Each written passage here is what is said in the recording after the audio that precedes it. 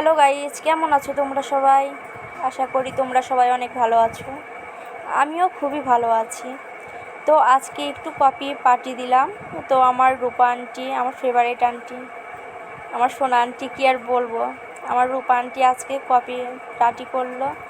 তো এই যে আন্টি কপি বানানো শুরু করে দিয়েছে, আন্টি কিভাবে কপি বানাচ্ছে সেটাই আমি আজকের ব্লগে শেয়ার করলাম তোমাদের সাথে। তো তোমরা দেখো আন্টি কিভাবে বানালো। ফার্স্টে কপিগুলো দিল কাপে, তো দেওয়া শেষ হয়ে গেলে তারপরে এর মধ্যে দুধ দেবে।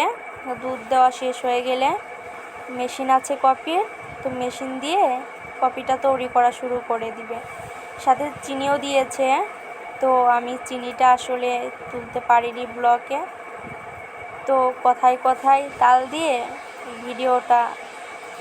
চিনিটা তুলতে পারিনি, তো মিস্টেক হয়ে গিয়েছে।